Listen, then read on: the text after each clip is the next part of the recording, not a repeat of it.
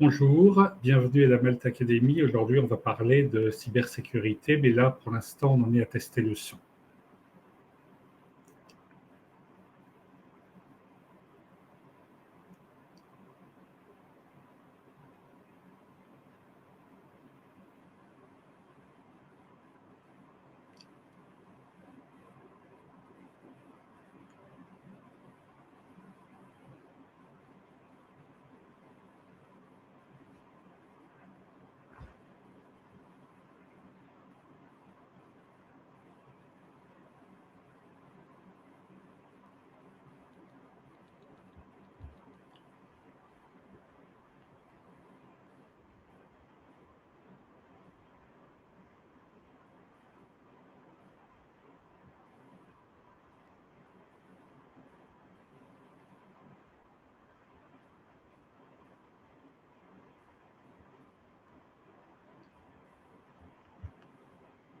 Différents sujets, et elles sont présentées soit par des freelances, soit par des intervenants extérieurs.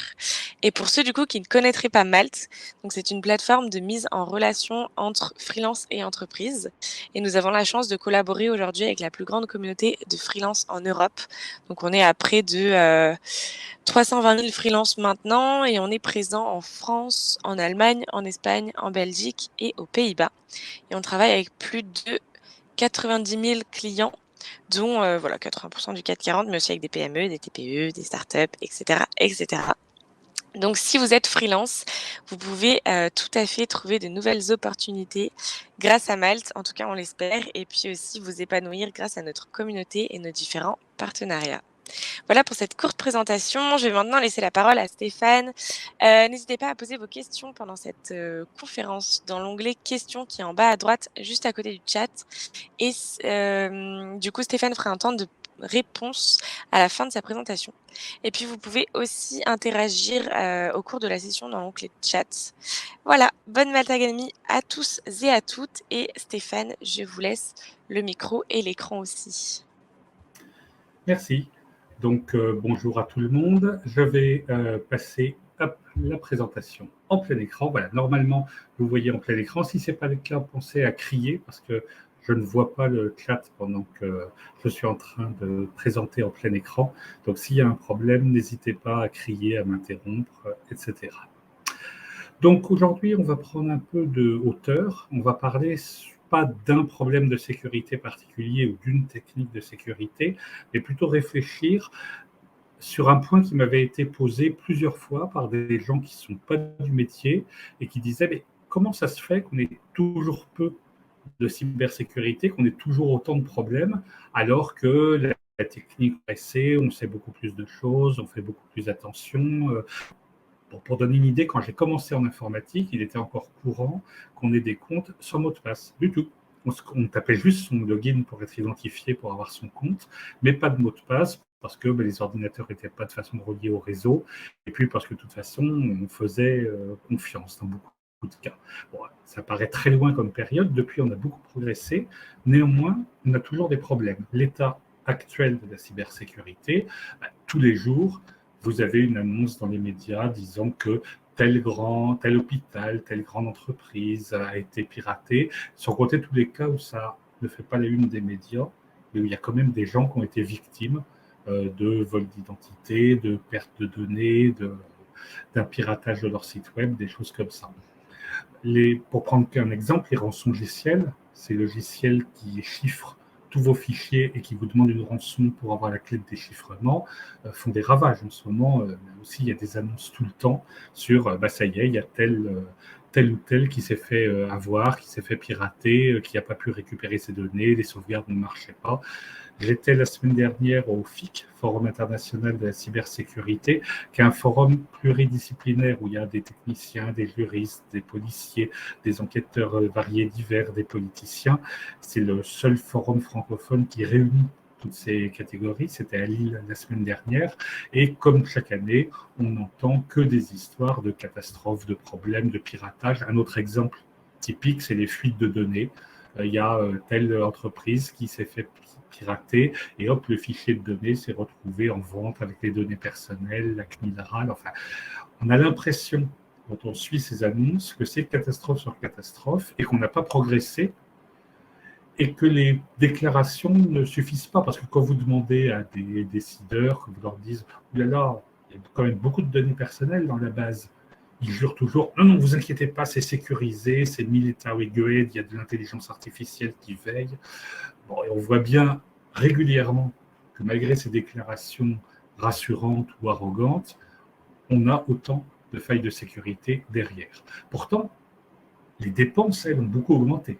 On le voit au FIC, qui est aussi une foire commerciale, il y a énormément de stands de vendeurs, il y a énormément de gens qui proposent des produits de cybersécurité, il y a un budget considérable, les gens qui travaillent dans la cybersécurité ne craignent pas le chômage. Si vous ne travaillez pas dans la cybersécurité et que des jeunes vous posent des questions sur leur avenir professionnel, qu'est-ce qu'ils doivent choisir et tout ça, vous ne courez aucun risque en leur disant d'aller vers la cybersécurité. Pas de chômage, bonne paye, et manifestement, ça va durer encore longtemps.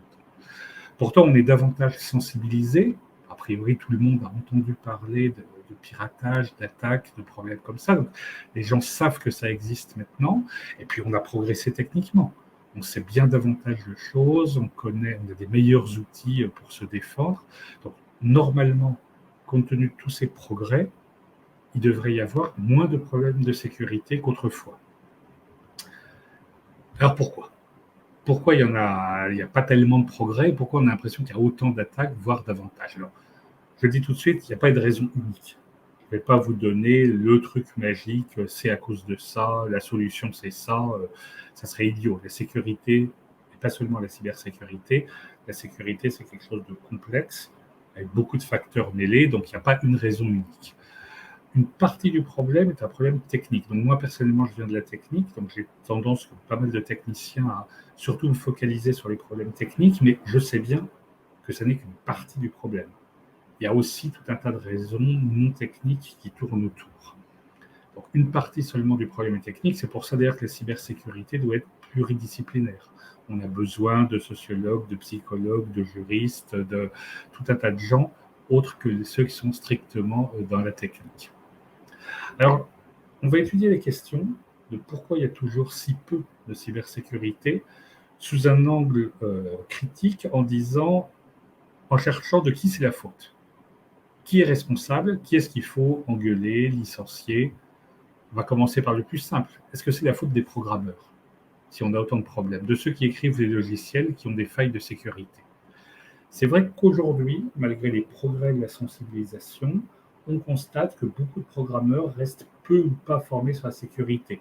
Alors bien sûr, dans les écoles, dans les universités, on leur explique, mais enfin, souvent insuffisamment, pas assez. Quelqu'un peut avoir un diplôme de programmeur, sortir d'une école d'université et avoir eu une formation insuffisante sur certains aspects de sécurité. Et on voit toujours des vieilles failles connues depuis très longtemps qui ressortent, d'autant plus qu'il y a de plus en plus de programmeurs. Si on prend par exemple les objets connectés, voitures, télévision, grille-pain connectés, il y a des nouvelles catégories de gens qui arrivent à la programmation qui n'ont pas intégré les leçons des 30 dernières années et qui retombent dans des erreurs que dans d'autres secteurs de l'informatique, on a appris il y a 20 ou 30 ans.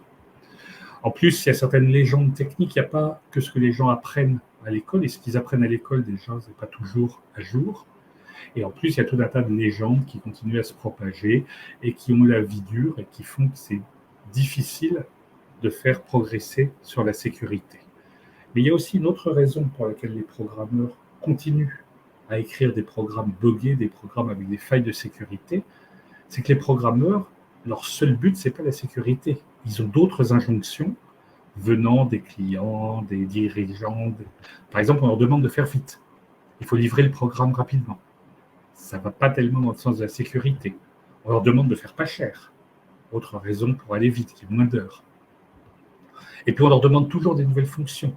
C'est un truc maintenant bien connu et bien établi en sécurité que les nouvelles fonctions amènent des nouvelles bugs et qu'il faut chercher plutôt le minimum, le minimalisme, mais ça s'oppose aux exigences du marketing et donc les programmeurs continuent à être soumis à ces injonctions de rajouter des choses. En fait, beaucoup de gens ne se rendent pas compte que la sécurité nécessite une attention permanente à tout et que toute demande du genre « faut faire plus vite, on est pressé », ça sera forcément la sécurité qui sera sacrifiée.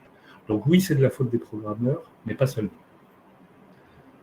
Alors, est-ce que c'est la faute des entreprises de logiciels? En général, c'est vrai que la sécurité n'est pas une priorité, pour une raison simple. Il n'y a pas de retour sur investissement. Ça ne rapporte rien directement de faire de la sécurité. Et puis, les entreprises ne sont pas responsables en cas de faille de sécurité. Si vous livrez un produit qui a une bug et que ça permet une faille de sécurité exploitable et qu'à cause de ça, vos clients perdent des données, de l'argent, du temps, des choses comme ça, ben, l'entreprise n'est pas responsable. J'ai écrit responsable, désolé, c'était responsable. Ça n'aura pas de conséquences financières pour elle. Et puis, il faut les comprendre, ces entreprises du logiciel. C'est pas qu'elles soient méchantes, qu'elles se moquent des clients, voire qu'elles ricanent quand il y a des failles. Non, c'est simplement que la sécurité, j'avais dit, n'a pas de retour sur investissement. Imaginez par exemple une entreprise qui sort une nouvelle version d'un logiciel. Alors, premier cas, elle sort une nouvelle version et il y a plein de nouvelles fonctions que les commerciaux annoncent fièrement. Maintenant, ça fait ça, super. Maintenant, imaginez une alternative. L'entreprise a une nouvelle version de son logiciel et elle dit, il n'y a aucune nouvelle fonction, c'est exactement comme avant, simplement on a beaucoup bossé la sécurité, on a fait des pen tests, on a fait des audits et maintenant le produit est bien plus sécurisé. Ben, quelle est la nouvelle version qui va se vendre? Clairement, celle qui a les nouvelles fonctions. Ça ne se vendra jamais une nouvelle version qui n'aura à annoncer que une meilleure sécurité. Donc, le dirigeant d'entreprise rationnel, il va choisir de rajouter des nouvelles fonctions, pas d'améliorer la sécurité. C'est clair que les fonctions et l'esthétique rapportent. Si vous passez du temps à développer un plus bel écran de démarrage, ça aura plus d'effet sur vos ventes que si vous améliorez la sécurité. Donc, ça, c'est toute l'expérience de ces entreprises qui leur montre que ce qui marche, c'est tout ce qui touche aussi autour de la communication. C'est-à-dire que vous augmentez davantage vos ventes en faisant une meilleure communication qu'en faisant une meilleure sécurité. Ça ne contribue pas à améliorer les choses. Donc oui, c'est la faute des entreprises du logiciel. On sait faire des logiciels, alors je ne dirais pas des logiciels sans bug, ça ne faut pas rêver. On sait faire des logiciels avec moins de bugs. On connaît les méthodes pour ça. Déjà, avoir moins de fonctions et avoir plus de soins dans le développement. Mais on sait le faire, mais ça ne veut pas dire qu'on va le faire puisque ça ne rapporte rien. Alors, les logiciels, une fois installés, ils sont configurés, installés par les administrateurs système qui vont configurer le pare-feu, choisir les options du logiciel, des choses comme ça. C'est peut-être leur faute s'il y a des failles de sécurité. C'est vrai que beaucoup d'administrateurs système, pareil, ont peu ou pas de formation sur la sécurité ou ne comprennent pas vraiment, c'est complexe la sécurité. Ça nécessite du temps, tout le monde n'est pas spécialisé là-dedans, il n'y a pas de raison. Là aussi, il y a certaines légendes techniques qui ont la vie dure et c'est souvent plus de la magie noire qu'autre chose. On dit, je vais désactiver telle fonction pour des raisons de sécurité. Ça n'a aucun rapport, mais peu importe, on va le faire. Ou à l'inverse, non, ça, c'est pas un problème puisqu'il n'y a pas de risque. Mais comme pour les programmeurs, les administrateurs système sont soumis à des injonctions de leurs supérieurs, des utilisateurs, et des injonctions légitimes. Je ne veux pas dire, chacun évidemment, chaque professionnel tend à considérer que lui, il a raison et que tous les autres ne cherchent qu'à l'embêter. Non. Chacun a son agenda qui est tout à fait légitime et le problème est simplement d'arbitrer. Donc, par exemple, les utilisateurs, ils privilégient l'activité métier et ils ont bien raison. Ils ont bien raison, parce que le but, par exemple, d'une entreprise commerciale, c'est de gagner de l'argent, c'est pas d'être en sécurité. Le but d'une université, c'est l'enseignement et la recherche, c'est pas la sécurité, et ainsi de suite. Donc, les utilisateurs vont tendre à privilégier l'activité métier et la sécurité peut les gêner. Par exemple, s'il y a un document qui est protégé, qui n'est accessible que par certains utilisateurs depuis certaines machines, ça peut être un problème si on veut accéder à ce document. Donc, les utilisateurs vont tendre à demander qu'il soit plus accessible. Et ils ont raison, c'est pas idiot. Ils ont raison de dire que ça ne sert à rien d'être en sécurité si on ne peut plus bosser. Mais évidemment, l'administrateur système, lui, doit jongler avec les exigences de sécurité d'un côté et les demandes des métiers de l'autre. Et puis, pour l'administrateur système, il y a un autre problème, c'est qu'il y a toujours quelque chose de plus urgent. C'est souvent un métier où on est assez débordé, où il y a plein de choses à faire, il faut installer de nouvelles machines, il faut mettre à jour tel logiciel, et puis surtout des choses qui sont visibles. Là encore, si un administrateur système passe la semaine à configurer un nouveau service, à installer de nouveaux logiciels qui vont aider les utilisateurs, tout le monde va le remercier, lui dire « Ah ouais, bravo, super, merci, ça marche drôlement bien le nouveau truc ».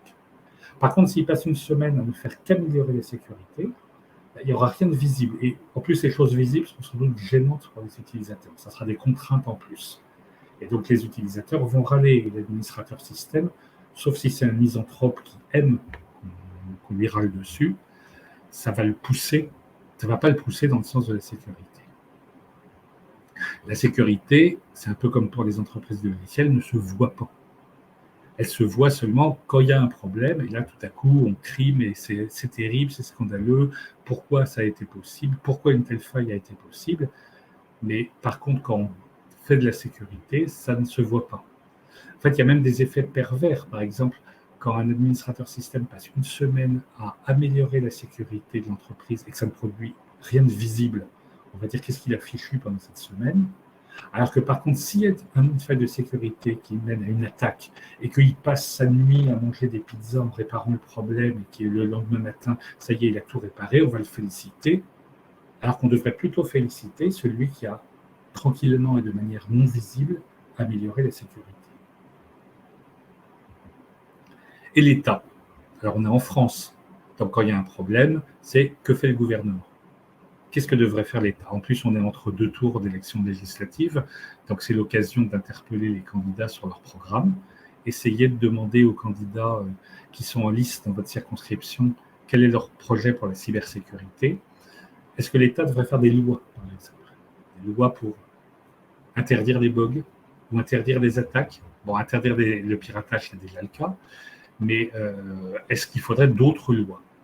Alors, le problème, c'est que les lois sont utiles, hein, je ne dis pas le contraire, mais dans le domaine de la cybersécurité, par exemple, il est souvent difficile d'attraper les délinquants. Donc on peut toujours, par exemple, durcir les peines, mais quand l'attaquant est loin, ben, ça ne va pas forcément aider, ça ne va pas forcément avoir un effet dissuasif. Est-ce qu'il faudrait faire des lois contre les produits non sécurisés? Par exemple, j'avais dit que les entreprises de logiciels n'étaient pas pénalement responsables, ni même civilement d'ailleurs, dans la plupart des cas, responsables quand il y avait une faille de sécurité dans leurs produits. On peut se dire que l'État devrait faire des lois imposant des règles de sécurité et interdisant les produits non sécurisés. Alors ça, c'est un problème très délicat et très compliqué, parce que le risque dans ce cas-là, c'est qu'on pourrait stériliser le développement informatique, empêcher les développements ou d'empêcher des nouveautés parce que oulala, il y a un risque de sécurité. Et puis tous les logiciels ne sont pas développés par des grosses entreprises ayant des juristes, des finances. Par exemple, les logiciels libres sont souvent développés par des petites organisations, par des individus, parfois bénévoles. Et donc les responsabiliser sur les failles logicielles, ça serait un risque simplement qu'on n'aurait pas de logiciel. Tout le monde se souvient de Log4j il y a quelques mois. Les deux principaux développeurs font ça sur leur temps libre. S'ils avaient été responsables pénalement ou civilement de la faille de Log4Shell, le problème, c'est que dans ce cas-là, on n'aura plus de logiciel. Et que seules les très grosses boîtes ayant des gros moyens financiers continueraient à faire du développement. Et donc, on aurait aussi une telle mesure des lois contre les produits logiciels non sécurisés, comme il y en a pour d'autres, pour les bâtiments, par exemple, ou des choses comme ça, risquerait de tuer la concurrence. D'autant plus que c'est vraiment pas évident en informatique de déterminer ce qui est sécurisé ou pas. Reprenons l'exemple du bâtiment, qui est un domaine où il y a des règles légales très strictes pour éviter qu'on fasse des bâtiments qui s'écroulent ou qui prennent feu ou des choses comme ça. Le problème, c'est que le BTP, on en fait depuis 4 ou 5 000 ans. On connaît. Il y a des tas de choses qu'on connaît, il y a des certitudes techniques bien établies. Pour l'informatique, ce n'est pas aussi simple. Oui, il y a des choses qu'on connaît, mais ce n'est pas toujours évident de savoir qu'est-ce qui est le plus sécurisé. C'est souvent un problème qui est difficile de déterminer qu'est-ce qui va améliorer la sécurité. Par exemple, si on rajoute des règles, des processus, des formalités, est-ce qu'on améliore la sécurité? Ce n'est pas sûr du tout. Donc, d'une manière générale, des normes techniques en matière de sécurité, il n'y en a pas, parce que les normes qui existent, tout le monde connaît ISO 27001, par exemple, des choses comme ça, ça normalise des processus, on dit moins gentiment, ça normalise des règles bureaucratiques, mais c'est très difficile de normaliser le niveau de sécurité d'un logiciel. Et souvent, ce n'est pas du tout évident de le rédiger. Et puis en plus, l'État fait des lois, les lois ça dure longtemps, l'informatique évolue vite. On est dans un domaine où personnellement je suis assez sceptique. L'État peut faire des choses, je n'ai pas dit le contraire, mais l'angle législatif n'est pas forcément le meilleur. Alors après, l'État a d'autres responsabilités aussi. Il pourrait par exemple arrêter d'utiliser la sécurité comme prétexte. C'est un problème qui n'est pas spécifique à la cybersécurité, qui existe dès qu'on parle de sécurité, c'est que souvent la sécurité, c'est le prétexte à tout faire. On prend une décision qui est impopulaire, on dit c'est pour des raisons de sécurité. Et pouf, il n'y a plus de discussion possible. Or, les mesures qui sont prises ne sont pas forcément bonnes. Par exemple, dans le domaine politique, régulièrement, l'État ou certains services comme Europol, par exemple, en ce moment, attaquent le chiffrement des données en expliquant que ça permet à des criminels de passer inaperçus, alors que le chiffrement dans un réseau ouvert comme Internet est absolument indispensable pour assurer la sécurité. Donc, les attaques, en fait, l'État non seulement des fois n'intervient pas quand il devrait, mais des fois intervient à tort en, par exemple, attaquant des mesures de sécurité comme le chiffrement. Donc oui, il y a une responsabilité de l'État, mais pas que. Il ne faut pas forcément demander à l'État de tout faire, parce qu'il n'est pas forcément bien placé pour ça, et puis il y a aussi un risque qu'il agisse de manière négative.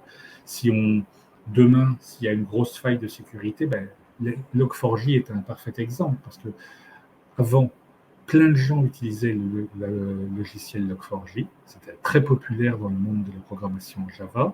Personne ne s'était trop posé la question. Il y a une grosse faille de sécurité. Tout à coup, tout le monde crie et dit il faudrait faire quelque chose, il faudrait des lois, il faudrait des règles, il faudrait réglementer. Et d'ailleurs, aujourd'hui, c'est bien oublié. D'ailleurs, ce genre d'indignation est en général de courte durée, alors que la sécurité nécessite une action sur le long terme. Et donc, tout le monde a demandé des choses sur Log4j, mais qu'est-ce qu'il aurait fallu faire exactement? C'est pas clair du tout. Alors, continuons à taper sur les responsables potentiels possibles. Est-ce que c'est la faute des médias, par contre? C'est vrai que la façon dont les médias parlent de cybersécurité est très problématique. C'est les reportages ridicules que vous avez tous vus, où le hacker, il a une cagoule ou une capuche, on ne voit pas son visage, il tape à toute vitesse sur le clavier, des fois avec des gants. J'ai vu des reportages où il tapait avec des gants, pas du tout pratique de taper sur un clavier, et plus il tape vite, plus il arrive à pirater beaucoup de sites, et puis on voit des lettres vertes sur fond noir qui défilent. Les reportages sur les hackers, il y a des codes très précis qui sont réutilisés à chaque fois et qui donnent une idée complètement fausse de la cybersécurité. Et ça contribue à ce que la cybersécurité ne progresse pas, c'est qu'il y a une représentation tellement déconnectée des réalités que les utilisateurs, par exemple, ou que les différents acteurs que j'ai cités, les programmeurs, les administrateurs système, ne sont pas motivés pour faire des changements corrects. Par exemple, dans les reportages, le hacker est toujours un génie on le met devant un ordinateur, devant un site à attaquer, il tape très vite, hop, ça y est, il a tout piraté. Si on voit ça, la réaction, ça va être de se dire ça ne sert à rien de faire de la cybersécurité. De toute façon, n'importe qui a une capuche et des gants pourrait me pirater en 5 minutes.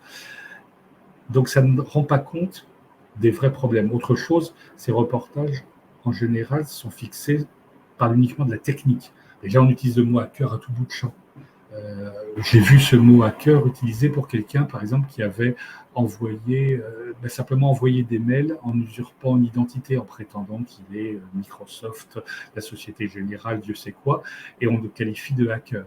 Comme si, laissant entendre qu'il faut des compétences techniques extraordinaires pour faire du piratage, alors que, en fait, une bonne partie des atteintes à la cybersécurité sont de très faibles niveaux de technicité, c'est du low-tech, et utilisent plutôt des failles humaines, la crédulité, la confiance, des choses comme ça. Donc, des reportages sur la cybersécurité dans les médias donnent une part excessive à la partie technique au détriment des autres problèmes. Et puis, bon, c'est aussi le cas de tout un tas de clichés. Dark Web, c'est mon préféré parce que ça veut rien dire. Il n'y a pas de définition précise. Évidemment, chacun, quand on lui demande une définition, il donne une définition différente des autres. On ne sait pas trop ce que c'est. Mon favori, c'est les gens qui disent que oui, mais c'est ce qui n'est pas indexé par les moteurs de recherche. Donc, je gère personnellement 2 services en .oignon, le système de serveur accessible uniquement via Tor, et je vois le crawler, le ramasseur de données de Google qui passe régulièrement, puisque ces .oignon sont publics comme les autres. Donc, Dark Web ne veut rien dire en particulier, mais ça fait peur. Ça fait peur, et on voit donc dans les reportages tout un tas de cyber n'importe quoi, toute blague d'étudiants qui est faite sur le soi-disant Dark Web est prise au sérieux par les médias et qui après en font un reportage comme si c'était vrai.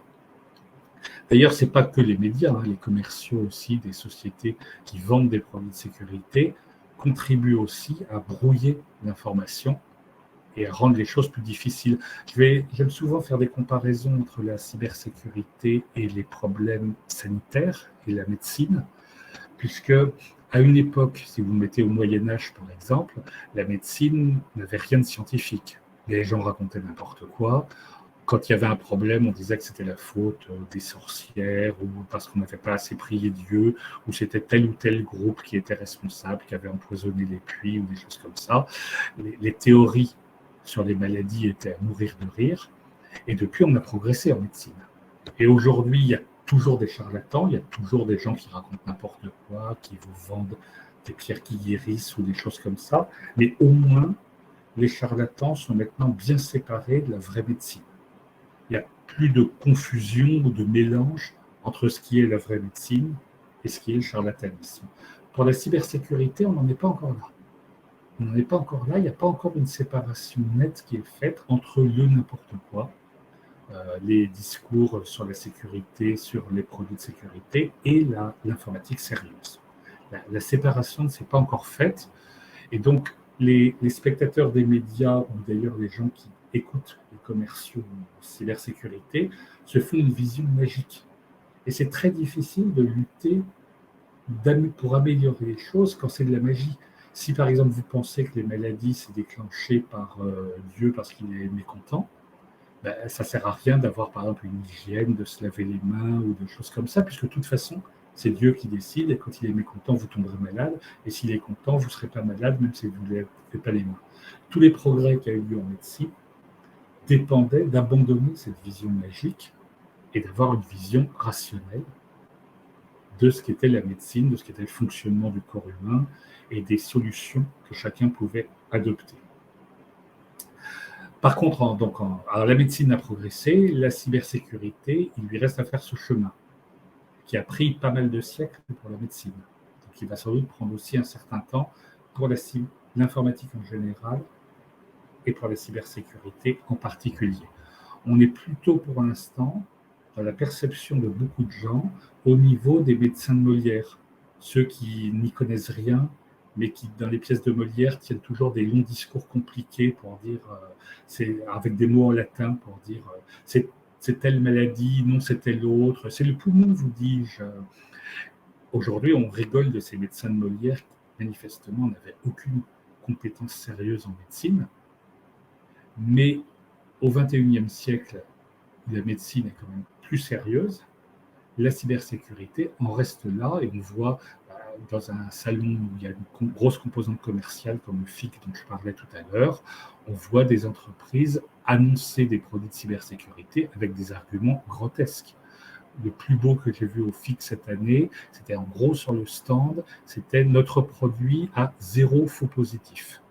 Donc quand un produit est chargé de trier les bons et les mauvais, un pare-feu par exemple qui va bloquer les attaques et laisser passer les communications légitimes, il y a toujours le problème des faux positifs, quand on a cru que c'était une attaque alors qu'en fait c'était légitime, ou des faux négatifs, c'est-à-dire quand on a cru que c'était légitime alors qu'en fait c'était une attaque. 0 faux positif, ça n'existe pas. Ça n'existe pas, sauf à toujours tout laisser passer. Si on laisse tout passer, on n'aura pas de faux positifs, on aura plein de faux négatifs. Et inversement, si on bloque tout, on n'aura aucun faux négatif, mais on aura plein de faux positifs. Il n'y a pas de solution magique qui aurait 0 faux positifs. Prétendre ça, c'est du même niveau que les médecins du Moyen-Âge, encore après, qui avaient des médicaments miracles, qui guérissaient tout. Aujourd'hui, quand vous voyez dans votre boîte aux lettres les petits messages d'un sorcier qui vous prétend le retour de l'être aimé, la réussite professionnelle, gagner à la loterie et tout ça, et qui vous dit 0 échec, vous n'y croyez pas, vous rigolez.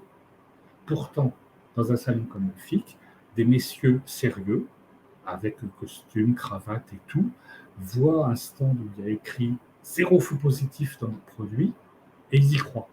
Alors qu'on devrait éclater de rire et chasser ces charlatans. Donc oui, il y a un problème de communication et de médias qui est important. Et alors les utilisateurs. Est-ce que c'est la faute des utilisateurs? Alors moi, je suis informaticien, j'ai été surtout administrateur système dans ma vie, un petit peu programmeur, mais moins. Et donc c'est un cliché traditionnel que les administrateurs système pensent que les utilisateurs sont tous des abrutis, à peine plus élevés qu'un homme de Néandertal, et encore, et que tout est de leur faute. C'est un cliché classique en sécurité qui est souvent résumé par des sigles comme PEPCAC. Alors, le problème est entre la chaise et le clavier. Sous-entendu, tout le problème vient de l'utilisateur. Alors, c'est pas faux. C'est pas faux, hein. C'est vrai que les utilisateurs sont souvent la faille principale. C'est souvent par eux que le problème arrive parce qu'ils ont fait quelque chose qu'ils n'auraient pas dû faire. Ils ont reçu un message disant pour gagner à la loterie à coup sûr, ouvrez ce fichier qui vous expliquera comment gagner à la loterie à coup sûr. Ils ouvrent le fichier, Word leur demande vous êtes sûr que vous voulez exécuter cette application? Oui, je veux, parce que je veux gagner à la loterie, et paf, le rançongiciel se répand dans l'entreprise. Donc oui, les utilisateurs ont une part de responsabilité parce qu'ils sont placés à un endroit qui leur permet de le faire. D'un autre côté, ce n'est pas toujours tout de leur faute non plus. Déjà, il y a un problème de formation. Pas évident la formation en cybersécurité. C'est un problème il faut communiquer des informations qui soient simples. Là encore, on peut prendre des comparaisons avec la médecine. En plus, avec la pandémie, qui n'est pas terminée d'ailleurs, la pandémie qu'on vit depuis plus de 2 ans, c'est un bon point de réflexion. Comment vous communiquez aux gens les solutions simples à leur portée, quand on n'est pas médecin, qui peuvent faire pour diminuer le risque de propagation du virus. Ce n'est pas évident, surtout dans le cas de la pandémie où il y avait plein de problèmes. Il y avait le fait que c'était une nouvelle maladie qu'on ne connaissait pas, il y avait les mensonges du gouvernement, comme au début quand il disait que les masques ne servaient à rien. En fait, la réalité, c'est qu'on n'avait pas de masque, tout simplement. Donc, il y a un problème d'information. Les utilisateurs reçoivent des informations qui ne sont pas toujours parfaites et qui sont compliquées. Et des fois, on leur demande des trucs absurdes ou impossibles. Alors, un exemple de conseil absurde qu'on trouve souvent, c'est des trucs genre « méfiez-vous des sites suspects ». Et là, à chaque fois, je pense à ce sketch où un gendarme ou un officier de gendarmerie demande à ses hommes d'interpeller des individus suspects, et un des gendarmes lui demande « Chef, comment on reconnaît un individu suspect ?» C'est la même chose quand on dit aux utilisateurs « Méfiez-vous des sites suspects » ou « N'allez que sur des sites de confiance ». C'est tout aussi absurde. Comment on peut les reconnaître? Alors, on ne vous le dit pas. Ou alors des choses impossibles. Par exemple, n'ouvrez pas les pièces jointes d'expéditeurs inconnus. Alors là, imaginez un commercial qui ne peut pas ouvrir les pièces jointes d'expéditeurs inconnus. Un client lui demande un devis, il va dire « Ah non, je ne vais pas ouvrir le cahier des charges parce que c'est un client que je ne connais pas, c'est un prospect, en fait, ce n'est pas encore un client. » Ou alors un service des ressources humaines qui ne pourrait pas ouvrir les CV des candidats. Donc, c'est impossible au boulot. Donc, souvent, ces conseils-là ont comme seul résultat de culpabiliser les utilisateurs sans leur donner les moyens d'agir réellement pour améliorer la sécurité.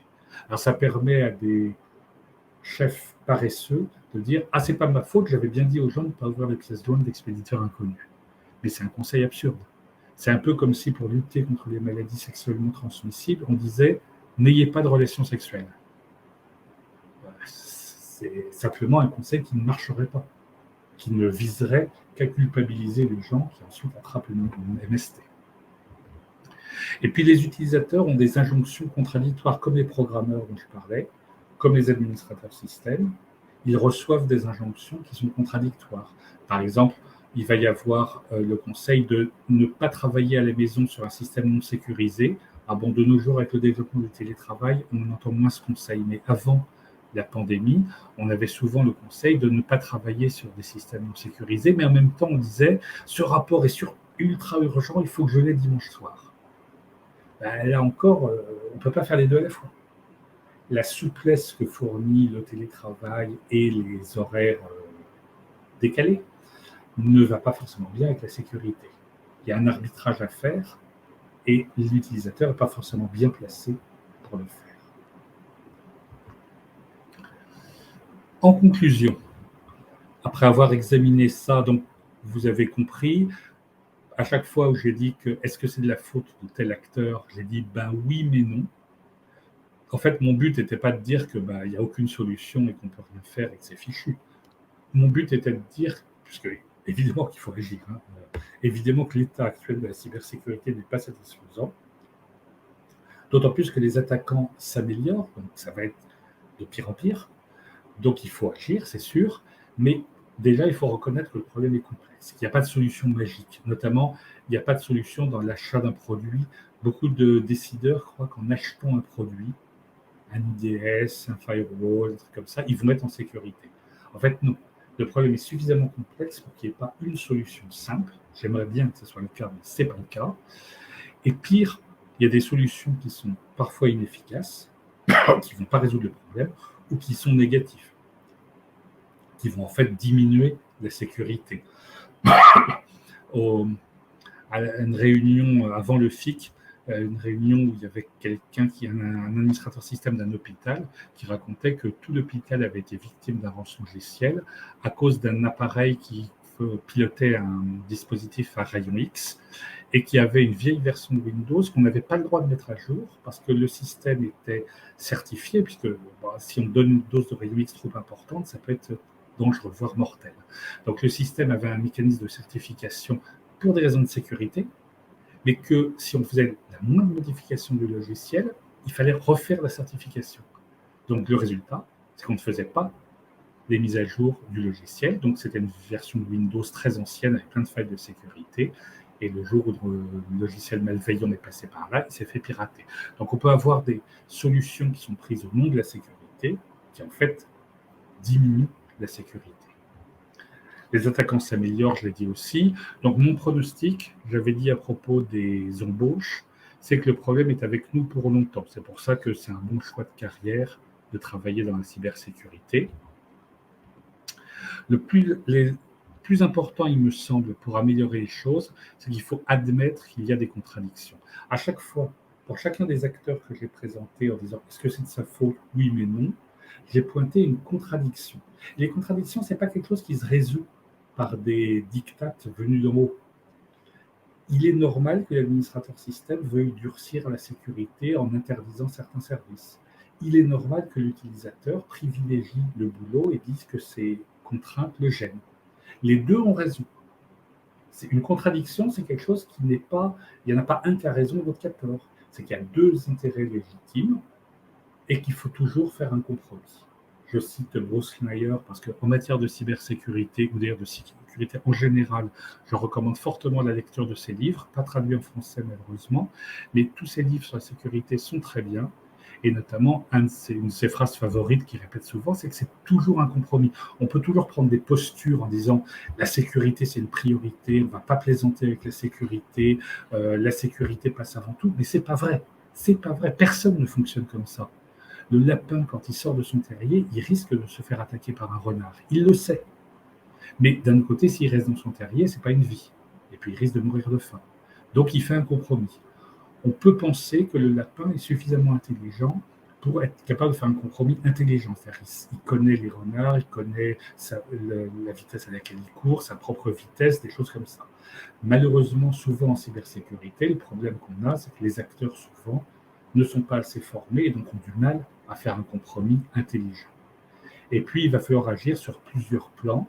En fait, tous les acteurs que j'ai cités, c'est tous leur faute et en même temps, ce n'est pas leur faute. Tous ont une responsabilité et toutes ces catégories peuvent et doivent agir. Je vous remercie. Et puis maintenant, hop, le plancher est à vous, comme on dit en anglais. Donc, c'est le moment des remarques, des questions, des critiques, des choses comme ça. Je n'ai pas regardé le chat ou les questions, mais je vais le faire maintenant. Personne n'a posé de questions pour le moment. Là, c'est parfait, vous pouvez y aller, soit par écrit dans l'onglet questions, soit à l'oral, n'hésitez pas.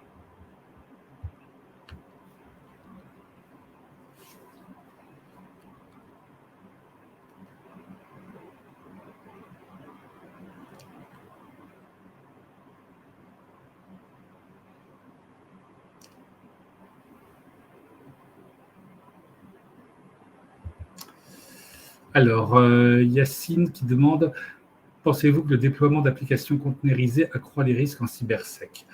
En fait,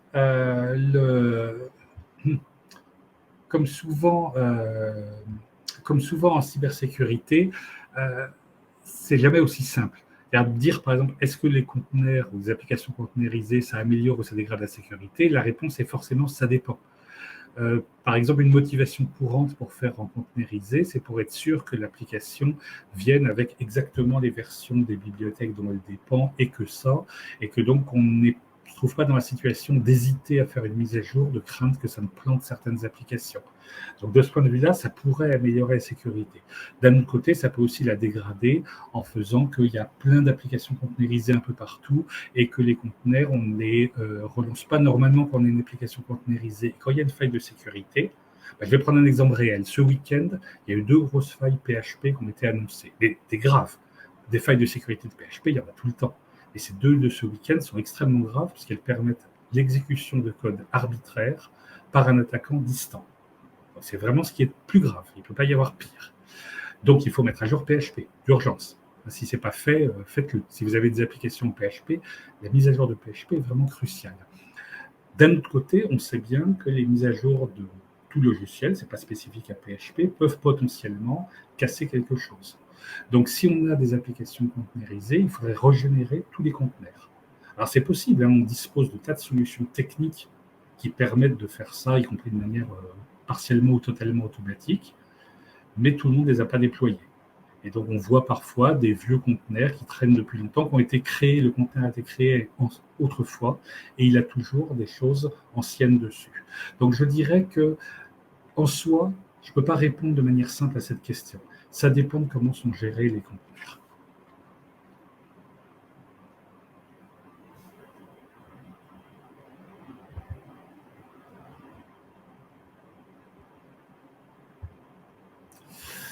Alors, Dominique demande dans le chat si Internet n'est pas techniquement dépassé et donc non sécure. Ah, question compliquée.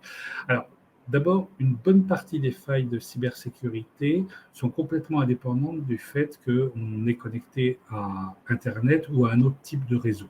Si je prends l'exemple d'un rançon logiciel qui se propage par la technique classique d'un cheval de Troie, c'est-à-dire un message qui vous dit vous avez gagné plein d'argent à la loterie, ou alors je suis un ministre nigérian et j'ai 10 millions de dollars à faire sortir, ouvrez la pièce jointe, et que vous ouvrez la pièce jointe et qu'en fait elle était malveillante, qu'elle déclenchait une bug dans le logiciel, etc. Que vous ayez reçu le message par Internet ou par une clé USB ou par n'importe quel autre moyen, ça va être pareil. L'effet va être le même. Je rappelle un piratage fameux, celui du centre de retraitement nucléaire en Iran, qui avait été piraté par le logiciel malveillant Stuxnet, qui avait été distribué par des clés USB de centre de retraitement nucléaire, n'était pas du tout connecté à Internet, zéro. Donc c'était simplement des clés USB qui avaient été semées en ville, et dont l'une avait fini par se retrouver dans le centre en question. Donc, une bonne partie des problèmes de cybersécurité sont complètement indépendants du réseau. Quand quelqu'un dit que si on utilisait telle technique à la place d'Internet, on supprimerait les problèmes de cybersécurité, c'est simplement un mensonge commercial. Ce qui est vrai après, c'est qu'il y a des failles qui sont, là par contre, plus directement liées au réseau. Alors, Internet, on a une bonne dose qu'on connaît bien depuis le temps qu'on utilise Internet. Moi, par exemple, mon expertise particulière, c'est sur le DNS, le système des noms de domaine. On connaît un certain nombre de failles, de limites, de problèmes de sécurité qui sont liés au DNS, que ça serait sympa de résoudre et qu'on a du mal à résoudre dans le cadre du réseau actuel. Il y a des gens qui vous expliquent que si on partait de zéro, table rase, on refaisait un réseau en partant de zéro, on résoudrait le problème. C'est tentant du point de vue ingénierie, parce que c'est vrai qu'il y a un moment où on en a assez d'appliquer des patchs et des patchs et des patchs, et on va repartir de zéro.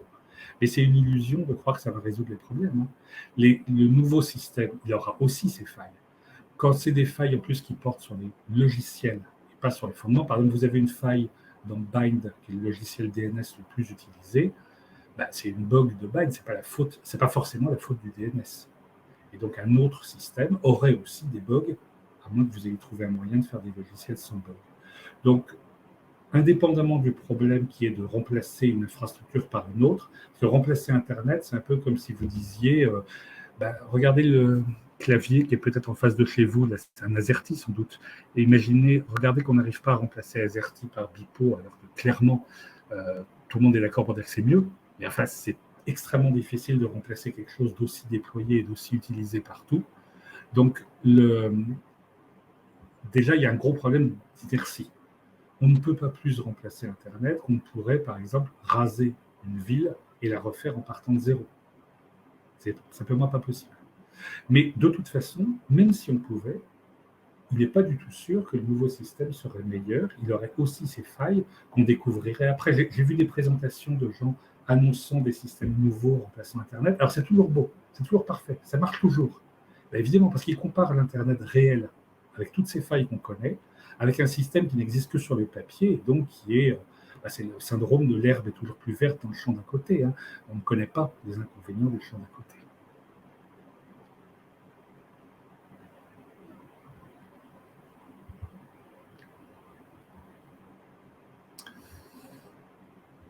Alors, pour la question d'Alexandre Chauvin là, sur la faille de sécurité PHP donc, du week-end, avez-vous des bons outils, sites de veille sur ces questions? C'est amusant parce que ce matin, j'en parlais avec mon RSSI, justement, où on discutait de savoir comment améliorer la veille pour que les failles comme ça soient bien traitées, sachant que des alertes de sécurité, il y en a tout le temps. On est noyé là-dessous. Et le problème n'est pas tellement de recevoir des alertes, c'est de trier pour déterminer lesquelles méritent de l'attention et lesquelles ne méritent pas. Des canaux d'information, on a plein. C'est un peu comme. Enfin, c'est bon. Le problème est plutôt la surcharge d'informations. Donc, il n'y a pas de technique parfaite pour la veille. Le conseil que je donne, parce qu'il n'est souvent pas donné, c'est que souvent, vous ne pouvez pas suivre tout les logiciels que vous utilisez. Là, par exemple, c'est PHP. Personnellement, je ne développe pas en PHP. Je ne suivais pas spécialement les failles de sécurité PHP. Mais je suivais les failles de sécurité du système d'exploitation que j'utilise sur la plupart des plateformes que je gère, Debian. Et là, par contre, il y a un système de suivi des failles qui est fait par Debian et qui est bien fait, qui nous donne une information plus qualifiée et de meilleure qualité. Donc, c'est un peu. Après, si vous vous retrouvez dans une entreprise qui utilise un autre système d'exploitation, vous allez devoir trouver d'autres solutions. Mais souvent, l'information brute est disponible, mais il y en a trop et elle n'est pas assez triée. Et donc, c'est souvent intéressant de suivre des informations plus qualifiées qui n'est pas l'information, qui n'est pas la source primaire, mais qui est souvent de meilleure qualité. Excusez-moi. On parlait d'hygiène et j'ai attrapé un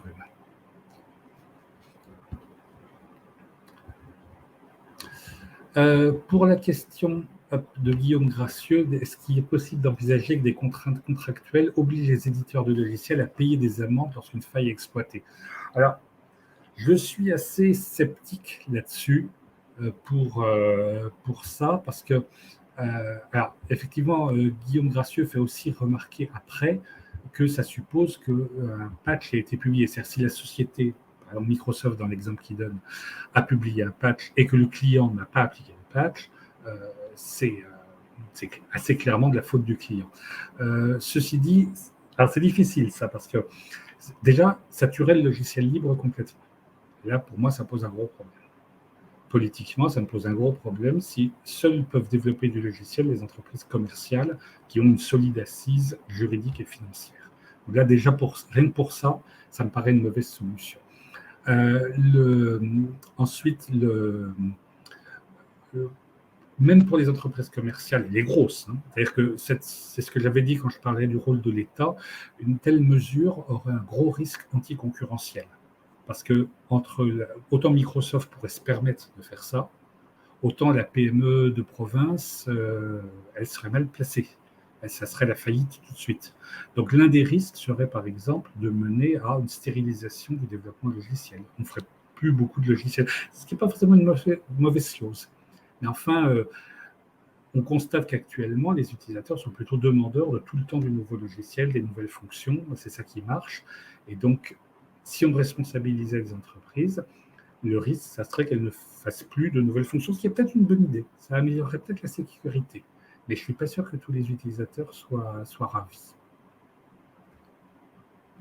Alors la question de Jean-Yves Comestri, c'est comment expliquez-vous que le logiciel se fasse remarquer par une tendance fortement haussière du nombre de failles détectées? Alors, toutes les statistiques en cybersécurité sont fausses, hein, dans la mesure où, pas forcément par malhonnêteté des gens, mais par le fait qu'on n'a pas une vision complète. Par exemple, les statistiques sur le nombre d'attaques sont toutes fausses, tout simplement parce que personne ne collecte l'entièreté de l'information et n'applique une méthodologie cohérente qui permettrait de savoir combien il y a d'attaques et donc si par exemple leur nombre augmente, diminue, etc. Idem pour les failles. Les failles, ça dépend aussi de l'attention qu'on y prête. Par exemple, après qu'il y a eu les failles Spectre et Meltdown sur les processeurs Intel, puisqu'un processeur aujourd'hui, ce n'est pas du matériel, hein, c'est surtout du logiciel. Après qu'il y a eu les failles sur les processeurs Intel, on a découvert plein de failles sur les processeurs Intel. Parce qu'avant, on pensait qu'il n'y en avait pas. Intel est une boîte sérieuse, ils ont sans doute vérifié. On n'avait pas perçu que l'augmentation de la complication des processeurs, encore un cas où on rajoute des fonctions et on rajoute des fonctions, on n'avait pas perçu que ça allait augmenter les risques et donc un processeur pouvait avoir des bugs comme un logiciel. Après les failles Spectre et Meltdown, plein de gens se sont penchés sur le processeur et donc ont trouvé plein de failles qui étaient là depuis longtemps. C'est simplement qu'on n'avait pas pensé à chercher. Donc pour le logiciel libre, je ne crois pas qu'on ait des statistiques sérieuses disant qu'il y a plus de failles que dans Windows, par exemple, qui n'est pas du logiciel libre, qui est bourré de failles et par lequel il y a des alertes de sécurité tout le temps. Je ne crois pas qu'on ait des statistiques permettant une comparaison sérieuse. C'est un problème scientifique intéressant de comment on pourrait comparer. Il y a simplement que le logiciel libre est utilisé largement et donc évidemment, on y trouve des failles aussi. Et rappelez-vous que les failles qu'on trouve et qu'on publie ne sont qu'une partie. Pour beaucoup de logiciels privateurs non libres, les failles ne sont simplement pas connues, pas publiées, donc elles attendent quelque part. Enfin, elles sont peut-être connues de la NSA ou des services secrets chinois, mais pas de tout le monde.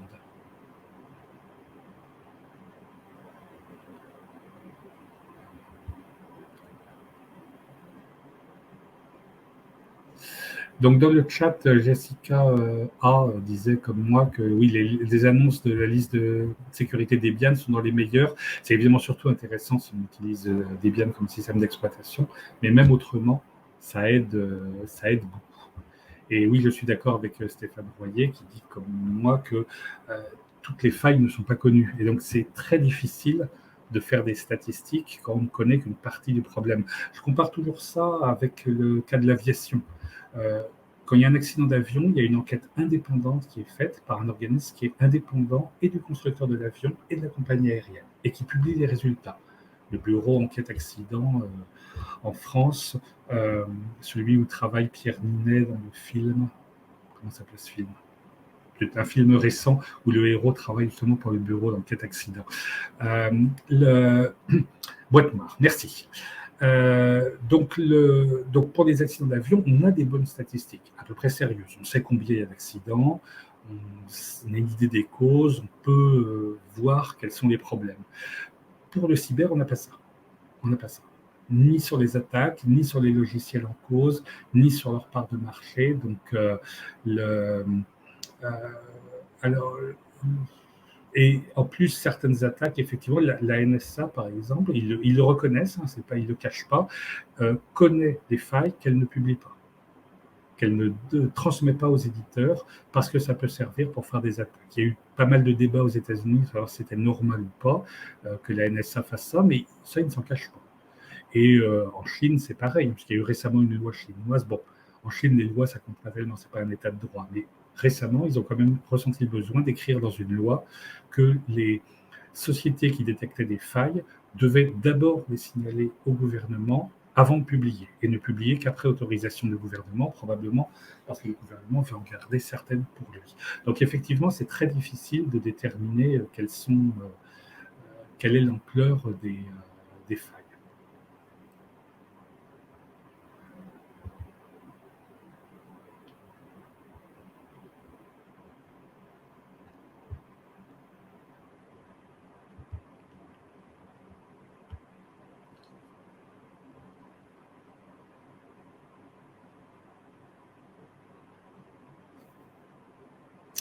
Alors, la question de Zahir Bachnou sur les failles dans les smartphones. Alors déjà, le terme de smartphone est un terme commercial. Ils n'ont rien de smart.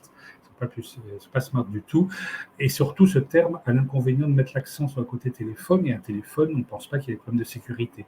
Le bon terme, ce n'est pas smartphone, c'est ordiphone. Ordiphone qui est à la fois, pas parce que c'est l'Académie française qui le dit, ça je m'en fiche, mais surtout parce que c'est un terme qui montre que c'est un ordinateur. Ça n'est pas un téléphone, c'est un ordinateur avec du logiciel, le même dans les ordinateurs et les mêmes failles que dans les ordinateurs. Donc oui, il y a des failles tout le temps, soit dans les applications, soit dans le système lui-même. Et vous savez que c'est une grosse question, le problème des mises à jour, puisque les mises à jour de sécurité n'arrivent pas toujours. L'utilisateur est encore plus désarmé quand c'est un smartphone, quand c'est un ordiphone, que quand c'est un système classique. Donc c'est encore plus difficile d'appliquer les mises à jour. Mais oui, il y a des failles tout le temps et qui sont d'autant plus importantes qu'effectivement, beaucoup de gens font plein de choses sur leur ordiphone. Mais oui, il y a autant de failles que partout. Et avec le développement des objets connectés, on a maintenant des failles de sécurité dans son grille-pain, dans sa voiture, dans sa télé. Et à bien des égards, c'est beaucoup plus inquiétant. Bruce Schneier, que j'avais cité tout à l'heure, dans son avant-dernier livre, qui s'appelle Click Here to Kill Everybody, cliquez ici pour tuer tout le monde, dit qu'un des changements avec les objets connectés, c'est qu'avant, les failles de sécurité qui existaient déjà n'avaient que des conséquences, entre guillemets, logicielles. Ça pouvait faire perdre de l'argent, mais ça n'avait pas d'effet sur le monde matériel. Alors que maintenant, avec les objets connectés, une faille de sécurité peut avoir des conséquences matérielles. Ça peut littéralement tuer des gens. Et ça, c'est plutôt un problème, surtout quand on voit à quel point le logiciel des objets connectés est du grand n'importe quoi. Et que les sociétés qui font du logiciel pour les objets connectés redécouvrent aujourd'hui des choses qu'on connaît en cybersécurité depuis 30 ans et qui redécouvrent maintenant.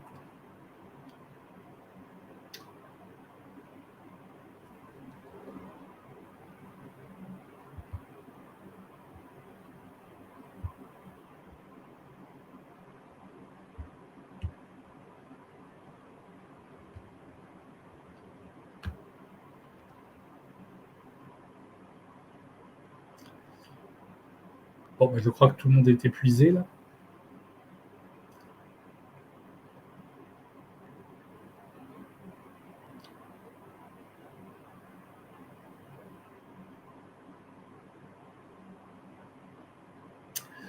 Donc Alexandra, je pense que on a terminé ici.